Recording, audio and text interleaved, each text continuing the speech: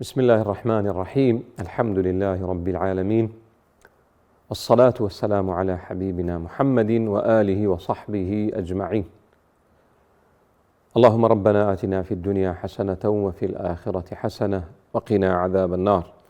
ربنا تقبل منا صلاتنا وصيامنا وقيامنا ودعاءنا وسائر أعمالنا واجعلها خالصة لوجهك يا رب العالمين، آمين.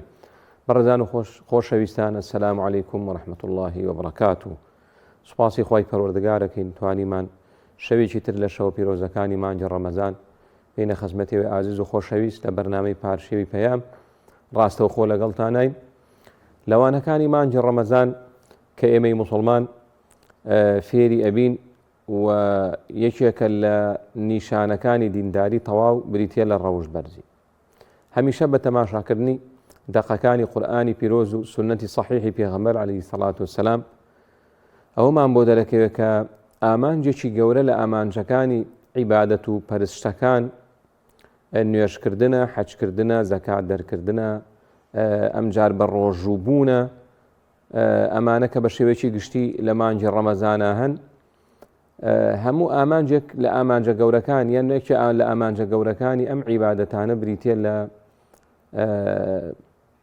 بوونی ڕەوشت بەرزی لەگەڵ عیبادەتەکە. و ئەم ڕەوشت جوانی و ڕەوشت بەرزی و ئاکار شیرینیە نیشانەیەکە لە نیشانەکانی قبوڵبوونی عیبادەتەکە. خوای پەروەردگار لە قورئان فەرمێ ئین الصەلاة تەنها عن الفەحشاء والمنکەر. خوای گەورە فەرمێ بێگومان نوێژ ڕێگری لە خاوەنەکەیەکە لە خراپە و خراپەکاری.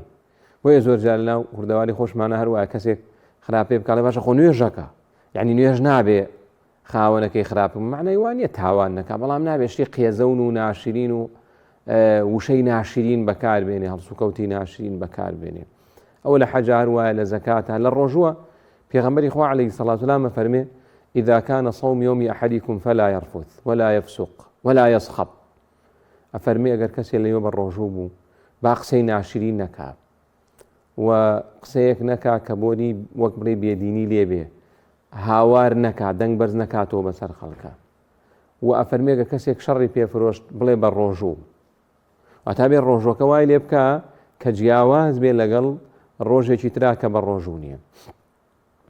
بۆیە ئەم ڕەوشت بەرزیە بەردەوام کراوەتە نیشانەی دینداری بۆ پێغەمبەری خوا عەلەیهی سەڵات وسەلام و بۆ شوێن کەوتوانی. هەر موسڵمانێک ڕەوشتی جوان نەبوو، قسەی شیرین نەبوو، هەڵسوکەوتی جوان نەبوو، وشەی ناشرینی بەکارهێنا، چ لە قسەی ڕۆژانەیە یاخود لە فەیسبووکەکەیە، ئەوە نیشانەی پرسیار لەسەر دیندارێکی بەدانرێ و بێ بۆ خۆیشی مڕاجعەی بکاتەوە، مڕاجعەی دیندارەکەی بکاتەوە. ڕەوشت بەرزی دینی ئێمە وەکو ئەندێزانە فەرمویانە ئەدین كله خلق. ئاینی پیرۆزی ئیسلام هەمووی بریتێ لە هەڵسوکەوتی جوان. و ئەگەر تەماشای قورئانی پیرۆز بکەی کە قورئان 6,000 و ئەوەندە ئاەتە، یەک لەسەر 6 باسی ڕەوشت بەرزیە، واتە 1000 ئاەتی قورئان زیاتر باسی ڕەوشت بەرزیە، باسی ئەوەی ئینسان چۆن قسە بکات، چۆن مامەڵە بکات، چۆن دانیشێ، چۆن بڕوات، چۆن بڕوانێ، چۆن هەڵسوکەوت بکە، چۆن کاسبی بکە، چۆن مامەڵە لەگەڵ دەوروبەر و ئەو کەسانی ڕۆژانە بەیەکەون. هەموو ئەمانە لە قورئانە باس کراوە. سوبحان الله، لەن ئاەتەکانی عیبادەت 100 بۆ 130 ئاەتە، یعنی باسی نوێژ و ڕۆژوو، زەکات و حەج و ئەمانە لە قورئانە هەمووی ناگاتە 150 ئاەت، بەڵام 1000 ئاەت لە قورئانە باسی ڕەوشت بەرزیە. قورئان پێمانە فەرمێ وقولوا للناس حسنا، کە لە هەندێک شوێنە ئەم ئاەتە جێبەجێ کرا ڕەنگە کێشەی ماڵێک، خێزانێک، فەرمانگەیەک نەمێنێ. خوای پەروەردگار فەرمێ قسەی جوان کەن لەگەڵ خەڵکە. هەمانە تا ئێستا نازانێت قسەی جوان لەگەڵ ماڵ و مناڵی خۆیان بکە، بە ڕۆژوو شەبێ. و لەوە سەیرتر هەیە کە بە ڕۆژووە بێ ماڵ و مناڵی وا ڕاینەوە لە دوای عەسرەوە کەس قسەم لەگەڵا نەکا، تەحەمملم نامێنێ. ئێوە ئەسڵەن هەر تێنەگەیشتنە لە پەیامی ڕۆژوو. یا جاری وای کەسێک کە بە ڕۆژووە لە فەرمانگەیەکە یا لە بازاڕێکە هەر موشتەریەک مڕاجعێک ناوێت هەردوو قسەی لەگەڵاکە. ئەمە نیشانەی وایە ئەم ڕۆژووە ئەو ڕۆژوە نیە کە ئیسلام داوامان لێکە. ڕەوشت بەرزی کورتترین پێناسە بۆی بریتە لە اختیار الفەضائل وترك الرذائل. ابن حەجەر فەرمێ ڕەحمەتی خوای لێ، ڕەوشت بەرزی ئەوەیە کە ئینسان هەرچی شتی جوان و چاکەیە هەڵی بژێرێ، پێوەی پابند بێ، جێبەجێی کا خۆی پێوە بڕازێنێ و دوورکەوێتەوە لە هەر شتێکە خراپە. ڕەوشبەرزی نیشانەی ئیماندارەتی ئینسانە. ئەکمەل المؤمنین ئیمانن ئەحسنهم خولوقا پێغەمبەری خوا عەلەیهی سەڵات وسەلام فەرمێ. نافەرمێ تەواوترینی باوەڕداران کەسێکە نوێژ زۆرەکە کە نوێژ ئەسڵ و کۆڵەکەی دینداریە. نافەرمێ ڕۆژوو زۆرەگەیە، فەرمێوەیە کە ڕەوشتی بەرزە. و زۆر جاریش ئەومان بیستووە کە تیانەی پێغەمبەری خوا عەلەیهی سەڵات وسەلام ئەم ئافرەتە بە شەوا شەو نوێژەکە و بە ڕۆژی شا بە ڕۆژەوە جگە لە ڕۆژەوە فەرزەکان، بەڵام زمانی خراپە لەگەڵ دراوسێ. فەرمووی هیە فی النار، فەرمووی بۆ هیچ زمان خراپێک وەچێتە دۆزەخ. کەواتە خۆمان فری و نەدەین، خۆمان هەڵ نەخەڵەتێنین. ڕەنگ بێ من و تۆی موسڵمان کە بە ڕۆژین ئەمشەو لە فەیسبووکە قسەیەکی خراپمان وتی بێ بە موسڵمانێ، یا جاری وایە نەک بە موسڵمانێ، بە تائیفە و بە مەذهب و بە گروپێک کە موسڵمانە قسەی پێڵەی، نیشانەی وایە ئەم نوێژ و ڕۆژیۆجی خۆی نەگرتووە، ئەبێ ئینسان ئاگادار بێ. و ڕەوشبەرزی بەهۆی ڕەوشبەرزیەوە ئینسانی موسڵمان پلەی کەسی ڕۆژوان و کەسی شەونێشکار بەدەستێنێ. إن المؤمن ليدرك بحسن خلقه درجة الصائم القائم. پێغەمبەری خوا عەلەیهی سەڵات وسەلام فەرمێ باوەڕدار بەدەستێنێ بەهۆی ڕەوشبەرزیەکەیەوە پلەی کەسێک کە بەردەوام شەو نوێژەکە و بەردەوام ڕۆژووی سونەتەگرێ. سعدی شیرازیڵە لەگەڵ باوکمان لە شوێنێکا بووین لە سەفەرێک، ئەڵێ باوکم هەستا بۆ شەو نوێژ، منیش گەنج بووم، منیش لەگەڵی هەستام شەو نوێژمان کرد، دوای دەوروبەرمان خەوتو بوون. بە باوکم وت ئەم خەڵکە تەمەڵان ناسن بۆ عیبادەت و تاعات، ئەویشتی ڕۆ لە خۆزگە تۆی شەڵ نەسایتەوە ئەو قسەی و نەکردایە. جامێ جاری وای هەمانە دێ بۆ تەراویح وەوانە هەر لە ناو مزگەوتەکەیە قسەی ناشرین ئەڵێ، هەیە هەر ناو مزگەوتەکەیە غیبەتی مامۆستاکە یا قسە بە جەماعەتێک ئەڵێ، هەر هاتووتێتە دەرەوە یەکسەر غیبەتی ئەم لاولایەکە. نابێ ئینسانی موسڵمان کە هاتی بە عیبادەت نابێ ئەم زمانە خراپ بەکاربێنی. عیبادەتەکە مەکە و بەڵام زمانت باش بێت. طبعاً کامی عیبادەتەکە مەکە، معنای وانی عیبادەتەکە ڕێک و پێک بکە، جینە ڕێگیری ناکرێ لە عیبادەت.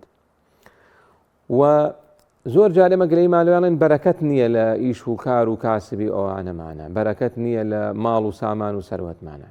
گەر بمانێ بەرەکەت زۆر بێ لە ماڵ و سامان و سەروەت و ئیش و کارمانە، ڕەوشمان جوان بکەین. پێغەمبەری خوا عەلەیهی سەڵات وسەلام فەرمێ وحسن الخلق وحسن الجوار يعمران الديار ويزيدان في الأعمار. وكل صاحب الجامعات وفرمي معاملەی جوان لەگەڵ دراوسەیە، ڕەوشبەرزی وڵات ئاوەدانەکات و تەمەنی ئینسان زیادەکە.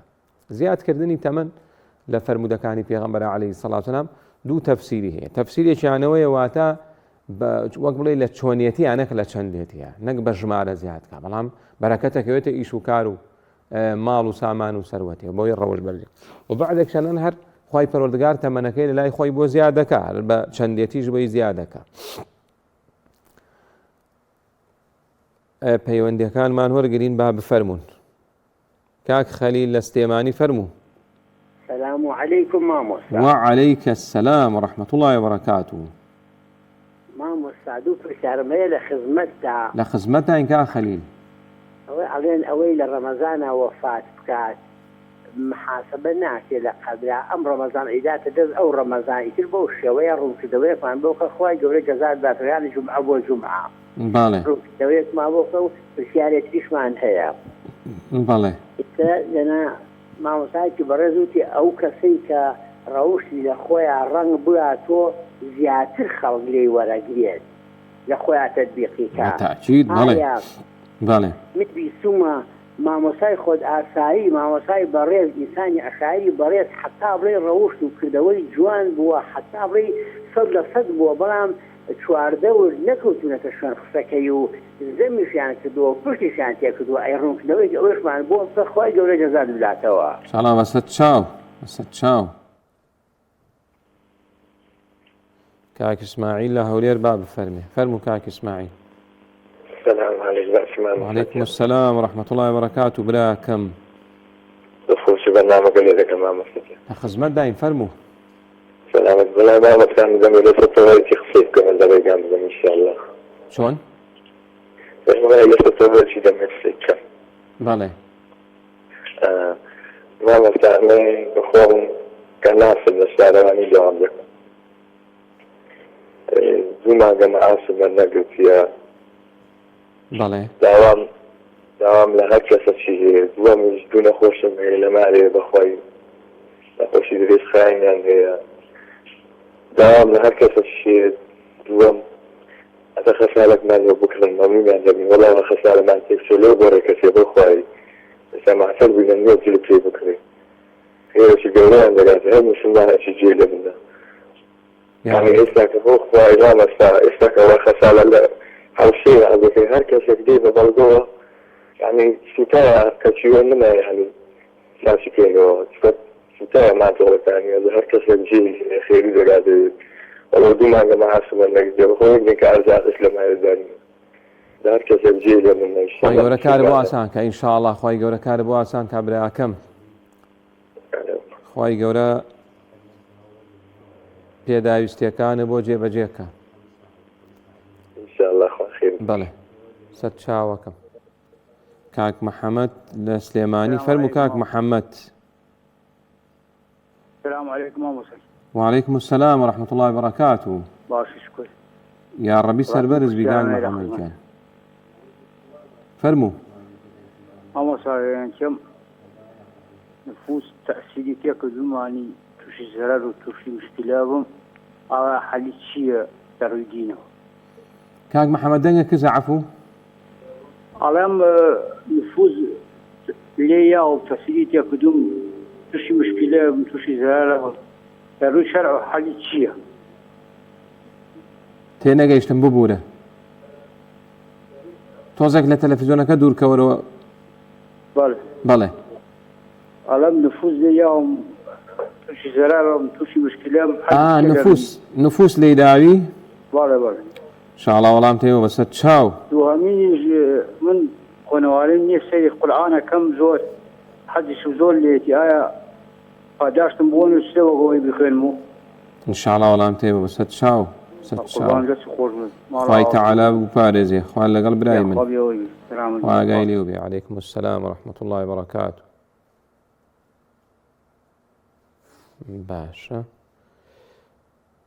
كاك خليل برسياري وكالي كسي للرمزانة بمري كسي شي مسلمان للرمزانة يا لجمعة بمري نشاني عاقبة خيرية بوي بس بلي محاسبة ولي برسينة ويناكرش تيواماني محاسبة ولي برسينة وقور روشاد وأمانة بردوام هي بلام نشاني شي خير بوي أما أقر كسا كمسلمان بلام كسي نام مسلمان أو وزعي خلاف أخواي قولا هداية يمونا مسلمان يبا بۆیە ئەوە هیچی لەسەر نییە بڵێ کەسێک لە ڕەمەزانە بنێ محاسبە ناکرێت شتیوامان نییە هەموو کەسێک کە خرایە ناو خەبرەوە پێغەمبەری خوا عەلەیهی سەڵات وسەلام فەرمێ تاقیکردنەوەی لەگەڵا ئەکرێ واتە پرسیاری لێ ئەکرێ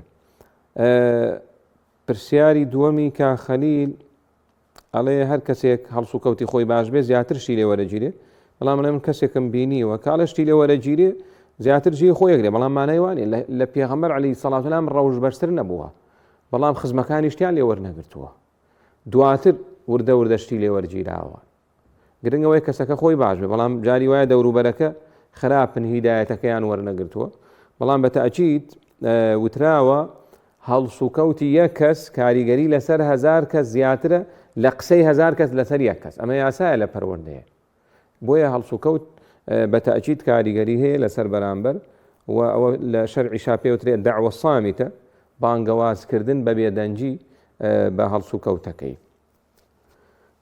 کاک ئیسماعیل وای لێ حاڵی بووم کە ئەڵێ محتاج و فەقیر و داماوم خۆی پەروەردگار کارە بۆ ئاسان کە داوا لە خوا بکەوە جا زۆربەی زۆری ئەو خەڵکەی ئێمە هەردوو مانگە مەعاشی وەرنەگرتووە خۆی پەروەردگار کارە بۆ ئاسان کا و ئەتوانی سەردانی ئەم بەرنامەی پرسیار وەڵامی شەرعیە هەر براوخشێکی بەڕێز محتاج بوون فەقیر بوون ئەتوانن سەردانی ئەو هەموو دەستگا و ڕێکخرا و ماشەڵای سەونە دەستگا و ڕێکخراو هەیە یا هیچ نەبێ مزگەوتەکەی گەڕەکی خۆتان حاڵی خۆت بۆ مامۆسای گەڕک باس کە بەشکو شتێکت بۆ بکە کاک محەممەد پرسیارەوە کاتەڵێ نفوس لێیداوم ئاتا چاو لێیدا و ئەوانە ئەگەر شتەکە هەر گومانە ئەو شتانە بە خۆ دروست نەکەی باشە ئینسان سەل لێ معلوم نەبوو ئەم شتانە نەبوو نەڵێ چاو لێیداوم و ئەوانە وا باشتر ئینسان خۆی لە مەوزوعانە بپارێزێ بۆی ژیانی لێ تێک نەچێ بەڵێ چاو هەیە پێغەمبەری خوا عەلەیهی سەڵات وسەلام فەرمێت چاو ڕاستە نەفەس ڕاستە ئەمانە ڕاستن بەڵام ئینسان تا سەل لەی معلوم نەبوو کە ئەمەش زۆر قورسە لێی معلوم بێ لەبەر ئینسان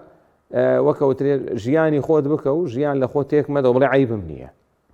بەڵام ئەگەر زۆریش ناڕەحەت بوو ئەتوانێت ڕوقیەی شەرعی بکەیت. باشترین ڕوقیە واتە دوعا ئەو دوعایە کە ئینسان بۆ خۆی بیکا، بۆ خۆت سوورەی فاتحە 7 جار بخوێنە سەر ئاوێکە لەگەڵ ئایەتە الکورسی و قل هو الله احد وقل اعوذ برب الفلق وقل اعوذ برب الناس خۆتی پێ بشۆ لێ بخۆرەوە چاکەمی. ئەو عیلاجی شەرعیە، لەوە زیاتر عیلاجی ترمان نییە. کەسێک بڵێ بخوێنمە سەر تا و پارە لێ وەرگری و هەنگوینە پێ بفرۆشی، ئەمانە لە سونەتان نێوریابن. و پرسیاری دومەڵی خوێنەواری منێ تەماشای قورئان دەکەم. قورئانی پیرۆز چۆن لەگەڵ یابی ئەجر و پاداش وەرەگری بە تەماشاکردن، بە جۆ لێگرتن، بە خوێندنەوەی هەمووی ئەجر و پاداشتا. و جۆ لێگرتنشی بۆ خۆی عیبادەتە کە ئەوە زۆر جار وتومانە بە ڕێزەکانم، بۆیە زۆر جار تاکی دەکرێتەوە ئینسان لە مانجی ڕەمەزانە زۆر قورئان بخوێنێت. زان ختمێکی قورئان چەند خێرە؟ شەو کە حیسابم کرد ختمێکی قورئان چەند خێرە بۆ نووسێ ئینسان؟ 3,200,000 خێر بۆ نووسێ، زیاتریش کەسرێکشی لەگەڵ هەیە. 3,200,000 خێر بە ختمێکی قورئان. لەبەرەوە ئینسان هەوڵدا زۆرترین کاتی لە خزمەت قورئانە بێ بە هەر شێوازێک بۆ ئەو بەڕێزانشی خوێنەواریە نەتوان بە قەڵەمی قورئانیا بە جۆگرتن بەهرەمەند بن. باش، سەنگینترین شت لە ڕۆژی قیامەتە لە تەرازوی چاکەکانمانە ڕەوشت بەرزیە کە لە ڕۆژی قیامەتە هەمومان کار و کردەوەکانمانە چێشتێ. خی گەورە لە قورئانە فەرمێ وەنەضع المەوازین القسط ليوم القيامة. خی گەورە فەرمێ تەرازوی دادگەری لە ڕۆژی قیامەتە دادەنێن، هەرچی کردەوەکانتانێ ئەیکێشین، هەر بچووکترین شت کە کردوتە لە چاکە لە خراپە ون نابێ. ئەو شتەی کە لەوێ زۆر سەنگین و قورسە دوای وتنی لا إله إلا الله، دوای کەلیمەی تەوحید، پێغەمبەری خوا عەلەیهی سەڵاتو وسەلام فەرمێ ما من شيء یا ما شيء أثقل في ميزان العبد يوم القيامة من حسن الخلق. هیچ شتێک نییە بە ئەندازەی ڕەوشت بەرزی سەنگین و قورس بێ لە ڕۆژی قیامەتە بۆ تەرازوی ئینسان. و ڕەوشت بەرزی وەکو تراوە هاوشێوەی نییە. با بزانین ئەم ڕەوشت بەرزیە چییە؟ یعنی ئەمەی موسڵمان بە ڕێزەکانمە لەم ڕۆژگارە زۆرمان وامە لێم هەرڵێن عیبمان نییە بۆ خۆمان، بەڵام دواتر کەور دەبیتەوە ئەم هەموو عیب و وەک زۆر جار وتومێ سەر بڕۆ لە بازار بپرسە لەو خەڵکە کە کاسبیەکە هەڵێ عیبڵا لە من حەڵال خۆرتر نییە، ئەوە هەموو خراپە و غەش و فرت و فێڵە چیک.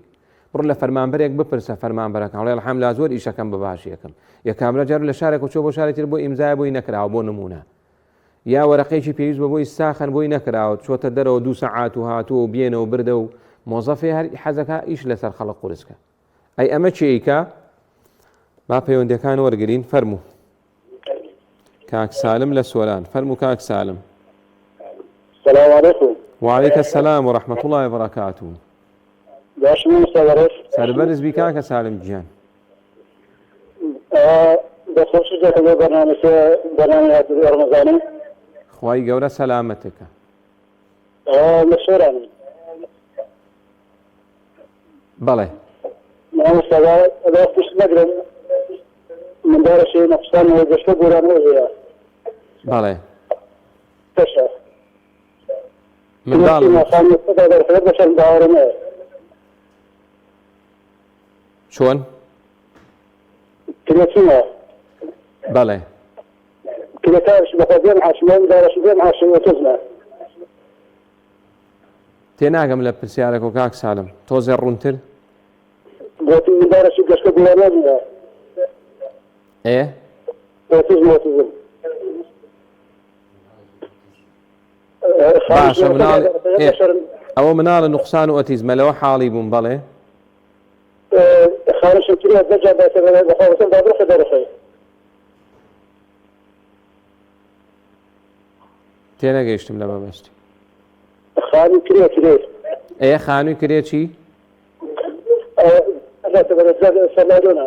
باشە کرێچیت دێنە چەنە. خاوەن خانوو دێتە سەرە؟ دێناتە سەر بەچەندا دەرەخەی. بەڵێ. داگەتمەدە ئەوەی شەک پێ کرێت.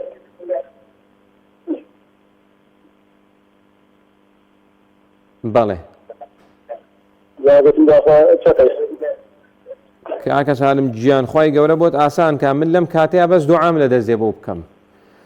خی گەورە کارە بۆ ئاسانکە بەس وەکوتم ئەم بەرنامەی پرسیار وەڵامی شەرعیە ئێمە بەرنامەی داواکاری و پێداویستی بۆ جێبەجێکردن و کرێخان و مناڵی هاوکاری مناڵی نەخۆش و ئەوانە بەرنامەی تایبەتمان هەیە نا لە خزمەتین برا بەڕێز دەکەم یا ڕەبی خوا بۆت ئاسانکە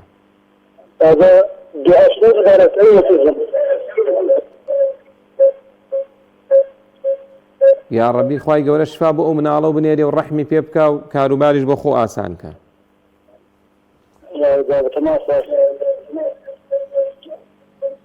بەڵێ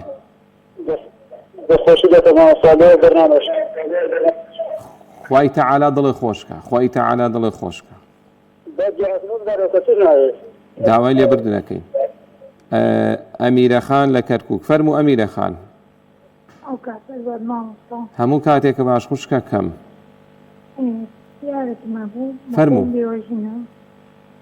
نەخۆشم بەڵێ ینی ماڵشتی پاکەکەمەوە بە 6 ملیۆنم هەیە بەڵێ ملیۆنی زکاتی ینی لەکان دیگەم تۆزێک دەنگ هەڵبڕا ئەمیرەخان 6 ملیۆنم هەیە ئایا زکاتی دەکان بدەم خۆم کرێتیمە نەخۆشم ماڵشتیش پاکە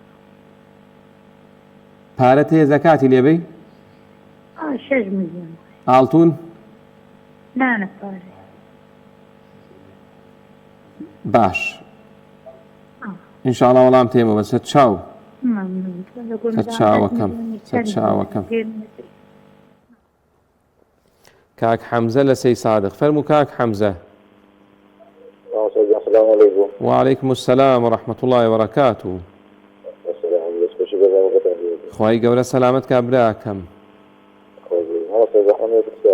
فەرموو.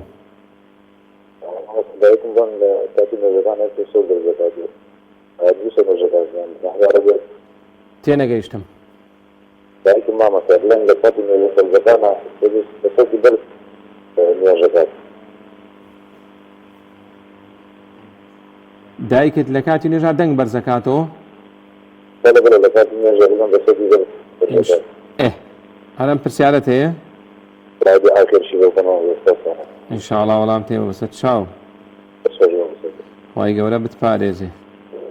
وان لەگەڵ براکەم.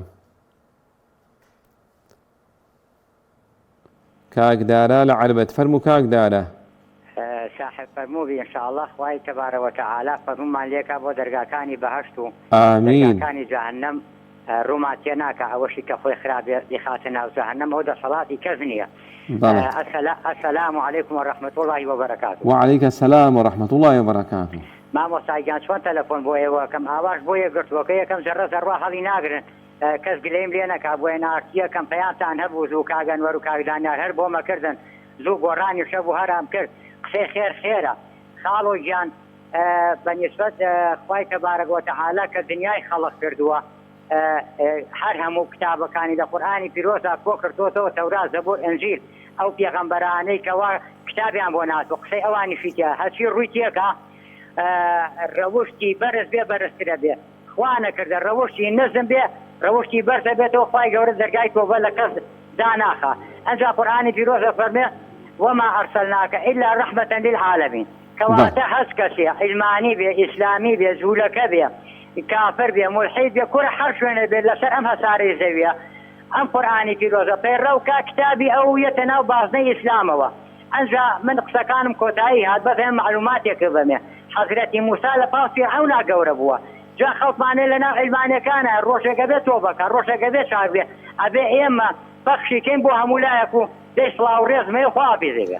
وعليك السلام ورحمة الله دسي خوش وياك دارا جيان. طاعت قبول به.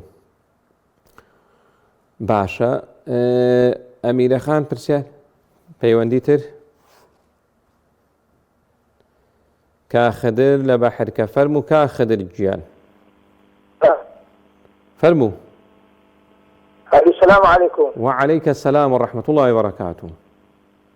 قربان جان بيشتي دەستخۆشی ئەم بەرنامە جوانت لێکەین ئینشاءالله خوای گەورە ئەجر و پاداش دەداتەوە لە دنیا و لە قیامەت خوای گەورە سەلامەتەکە ئینشاءالله خوای گەورە هەتەمەک درێژەکە لەسەر ئەم کارە جوانە بەڵێ قربان يا حديث النبي عليه صلى الله عليه وسلم كذا فرمي اگر الانسان كفش لكن يخوي غير خوش فيش مثل تيبري بله مش خوش معناه لكن يخوي رب العالمين انا لما بيتو مثل تديو بله تنها دخوش لها كده ايش بسيارة شو امانية ودخوش لها كن خوي دورة تمرد بيسال سمكارة زورنا وما قرب كريه هذا خدمة بزور جار في الشارع ما في الشرعي قرب طبي خدمة ممنون ذي خوي راح يصادف ذاته ان شاء الله خواهی گەورە موفقك آخر گیان لە خزمەت داین ما قربان خوا سەربەرزکە کاک بارام لە سەنگاو فەرموو کاک بارام. السلام عليكم ماما. وعليك السلام ورحمة الله وبركاته. وي ماما سلام باشي. سلامت بك کاک بارام گیان. ماما بو برينيك في يا دتي برينا يعني جاء تويا فرمايا أبي مسحي في مسحكان يعني شوازي شونا ماني بو مارون كتو تجاو تويا من دتم برينا يعني خزانة كم دتي برينا مسحكين مسحي قوري علي يعني انت وين دتي تد آخر باس أو جاء تو بسمه ما مصاري أبي لبندو يرجع مسحي كتو دوباره جاء تو من ناتوانين تركين بزعمنا برينجا دكتور سري ما كبيش شوية ملاي شرية تو شباب بندون يرجع مسحي كتو دوباره جاء شو عارفين فيه بقول بدأ شوية ستشاو كاك بارم ستشاو عليك السلام ورحمة الله وبركاته. باشا أو خوش كمان لكركوكوا پرسیاری کرد که بێوەژن و نەخۆشم وای لێ حاڵی بڵێ دروستە زەکات وەرگرم ئەگەر محتاجی نەخۆشی و بێوەژنی و بێ باوکی و ئەمانە لەو کەسانە نین زەکاتیان پێشە تا محتاج نەبێ بەڕێزەکانم ئەو قسەیە سەد لە سەد هەڵەیە ئەگەر بێوەژن کۆڵەکەی ماڵەکەی ئاڵتون بوو زەکاتی بێنە ڕەنگ بێوا کرابێکە مەبەستەوە بێت چاوتان لەوێ نا زەکات لە شەرعە دەیان بێوەژنمانێ فەرزە لەسەری زەکات دەرکا دەیان مناڵی بێ باوکمانێ فەرزە لەسەری زەکات دەرکا چکە هەیەی پارەی خەوتووی هەیە و ماڵی هەیە و مەعاشی هەیە و خانووی داوەتە کرێ و سیارەی هەیە و ئەگەر نەبووی بەڵێ محتاج توانی زەکات وەرگری ئەگەر مەبەستەوە بێ پارەی خەوتوت هەیە بەس لەو لا ئیشەکەیت و وەزعی زۆر باش نییە مادام پارەی خەوتۆ گەیشتووەتە حەدی زەکات زەکاتەکەی بە. کاک حەمزە لە سەی ساق پرسیاری کردڵێ دایکم لە کاتی نوێژدا دەنگ بەرزەکات و ئەگەر کەسی لە پەنایە نەبێ خۆیەتی ناشەرعی نییە. ئینسان بۆ خۆی بە تەنیا نوێژکات دەنگ بەرزکاتەوە دەنگ نزم کاتەوە هیچ ناشەرعیەکی تیان نییە. ئەگە بڵێ نوێژ لە خەڵکوانە تێکدانی نا بۆ خۆی نوێژەکات دەنگ بەرزەکاتەوە هیچ ناشەرعیەکی تیانی. کاکدارە کۆمەڵێ ڕوونکردنەوەی دا و کە قسەکەی کۆتایی ئەوە بوو کە وەک بڵێ ناومێد نەبین لە هیچ کەسێ هەر کەسێ خراپیش بێ ومێدمان لێ بێ کە خوای گەورە ڕۆژێک لە ڕۆژانی داتی هەروایە خوای پەروەردگار بە پێغەمبەر موسای فەرموو عەلەیهی سەڵات وسەلام چن بۆ لای فیرعون بە نەرمونیانی قسەی لەگەڵاکەن فقولا له قولا لينا کە لە فیرعون خراپتر نەبوو ئێمە جاری وایە نازانین قسەیەکی نەرمونیان لەگەڵ موسڵمانەکەی پەنامانە بکەین کە هەڵەی کردووە یا هەر مۆڕەی لێەکەین. زۆر ئێمە لە هەرسوو کەوتی ڕۆژانەمانە زۆر دوورین لە چەمکە قورئانیەکانەوە لەگەڵ یەکترا موسڵمانان زۆر دوورین لە سونەت و ڕەوشتی پێغەمبەرەوە عەلەیهی سەڵات وسەلام لە هەرسوو کەوتی ڕۆژانەمانە. ێ باشە من هەڵەیەکم هەیە بەوا بێ سەلامم لێ نەکەی یا مۆڕەم لێ بکەیت و یا غەیبەتم بکەیت و یان چی و ئەوانە عەزێتم نا ئەگەر هەڵەت هەیە بێبی بۆ ڕاستگەیتەوە بۆی چاکەی. ئەم جارجاری وا هەیە بۆ نمونە کەسێک سەلام لە کەسێ ناکات لە بەرەوەی لە حیزبەکەی ئەو یا لە مەزهەبەکەی ئەو نیە. ئەگەر تۆ بە تەمای ئەمە چاک بێ کە فەرزیشە ئەگەر ئەوەی خۆت حەقە ئەگەر بتوێ چاکیکەی ئاوا چاک نابێ ئەو نێتر خراپترە بێ. لەبەرەوە ئەو برایە قسەکە زۆر تەواوە کە ئینسانی موسڵمان نابێ ناومێد بێ لە دەعو و بانگەوازە لە هیچ کەسێک. کاخدر لە بەحرکە دەستخۆشی هەیە خوای پەروەردگار موفقەکە بەڕێزەکانم ڕقەمی ئێمەمانە مەفتوحە یعنی هیچ ئەوەی تیان نییە بەڵام ێتر ئێمە زۆربەی کاتی سەمن ڕقەمم کوژاوەتەوە کاتی بەرنامە و ئیسراحەت و دەوام و ئەوانە لەیمان لێمەکەن لە خزمەتتانین. کاکبارم پرسیارەوە کات ئەڵێ کەسێک نەخۆش بێت دەسوپێی چۆن دەستنوێژ و ئانەگرێ وای لێ تێگەیشتم برا بە ڕێزەکەم ئەگەر کەسێک بوون نە کەسێک دەستی برینە ناتوانێت بیشوە دەستنوێژ گرێ یا نەخۆشی پێسێتی ئەوانە بەڵام متوانێت ئەندامەکانی تری بشوە، ئەتوانێت دەموچاوی بشوە بۆ نمونە یاخود پێی بشوە شتێ بکاتە دەسی نەشوە، ئەوە ئەو کاتە ئەندامەکانی تریێشوە و دەسێتە ڕیپیانەوە کەوترێ مەسحێکێکە ئەوە وەکەوترێ ڕای بەهێزە لە مەوزوعەکە. بەڵام مەسەلەی پێ بۆ خەڵکی ساخیش ئەتوانێ کە گۆرەویەکی ئەستور یاخود ئەوەی ئێستا لە بازاڕای پێڵێن خۆف گۆرەوی چەرمە کەەوە ئەسڵەکەیەتی لە پێی کاتوانێت تا 5 فەرز هەرداینەنا کەسێک لە ماڵا زۆر هەڵە سوڕێ و دائنیشێ و لە کاتی پەیوەندی بە سەرما و گەرماوەنی یا کەسێک کە چێتە دەرەوە یا دەشت و دەرەکا ئەوانە ئەتوانێت تا 5 فەرز گۆرەوەکەی لا نەبە یاخود خوفەکەی لا نەبە یا ئەوەی بە پۆستاڵ و شتەوەیە دەوامی هەیە و برابەر ڕێزانەی حرەس و پاسەوان و ئەوانن خی گەورە هەمویان پارێزێ پۆستاڵی لە پێایە ئەتوانێت بۆ نوێژەکانی کە پۆساڵی لە پێکە تا 5 فەرز لای نەبە مەسحی لەسەر بکە دروستە بە مرجێ بە دەستنوێژەوە لە پێی کردبێ.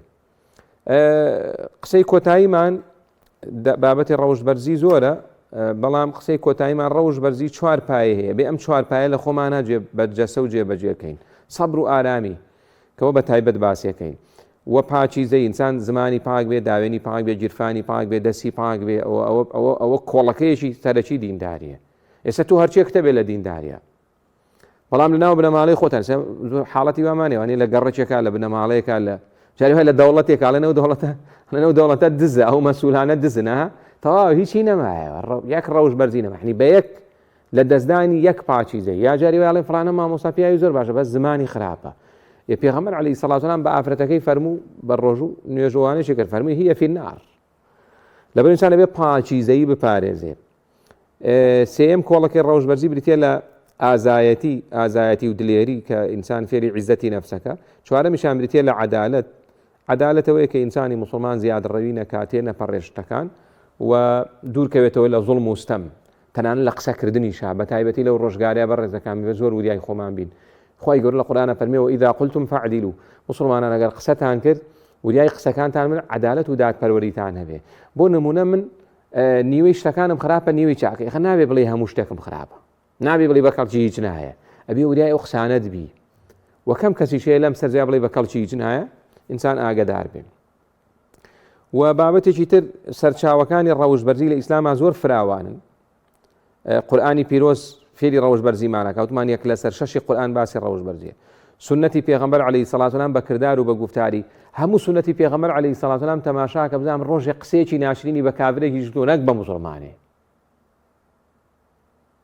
یەک جار پێغەمبەر عەلەیهی سەڵات وسەلام دەموچاوی گرش کردووە لە ئاستی نابینایە کە خوای گەورە ڕەخنەی لێگرت عەبەسە وەتەوەلە ئەنجاوە چۆن شتی واکەی تەواو پێغەمبەری خوا عەلەیهی سەڵات وسەلام ڕۆژێ لە ڕۆژان چارەشی گرش نەکردووە بە ڕووی کەسێکە ئەوە نابینایەکە ڕووگرژەکەی بەرامبەر ئەم هەموو موسڵمانە ئەمە کەی شوێن کەوتەی پێغەمبەر عەلەیهی سەڵات وسەلام. جاری وایە هەر مامۆستایان ئێمەی داماوی مامۆستایش هەر نازانین ڕووکراوە بین لەگەڵ ئەو خەڵکەیە ڕوومان خۆش بێ ئەوە بەڕاستی کارێکی خراپە. و ژیانی پیاوچاکان لە کۆن و لە تازەیە.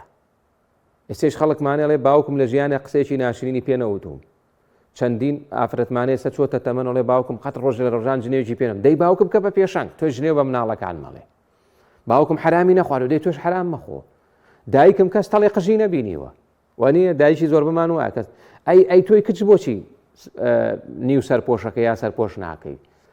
بەڕێزەکانم ئافرەت هەرچیەک بێ چەندین شەهادەی هەبێ چەندێک ڕێک و پێک بێ کە سەرپۆشی نەدا بەسەریا ڕێک لایەکی لێ بۆ تۆ بەڵام وەکوتمان و ئیدا قوتم فەعدیلوا ئافرەتی بێ سەرپۆش هەیە کەەوە حاڵەتێکی نائاساییە لە سەرپۆش بەسەرێک هەڵسوکەوتی جوانترە وانە چەند جا نەچوونێتە دایرەیەک بێ سەرپۆشەکەی شەکەی بۆ کردوی سەرپۆش بەسەرەکە بۆی نەکردو تاری خۆی داوە بەیەکە ئەوە ئەسڵە ئەبێ عەکسەوە بێ.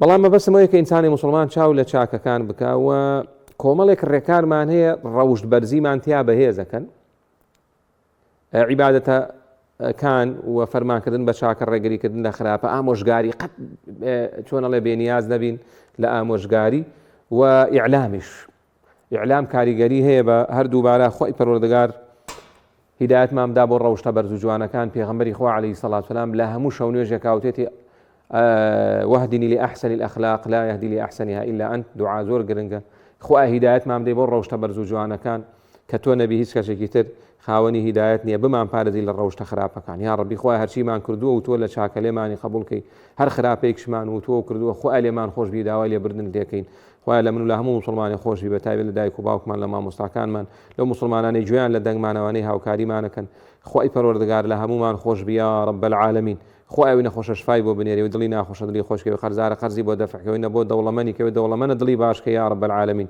ماڵەکانمان پڕکەی لە خێر و بەرەکەت بە تایبەتی و ماڵانی گوێیان لە دەنگمانە یا رب العالمین ئەم کوردستانەمان بۆ پڕکەی لە ڕەوشی بەرز و جوان لە چاکە و چاکەکاری بیپارێزی لە هەموو خراپێ خوای هەر کەس چاکە چاکی بۆ بکرد کەس خراپە هیدایەتی بدە یا رب العالمین صلى الله على محمد وعلى آله وصحبه أجمعين والسلام عليكم ورحمة الله وبركاته.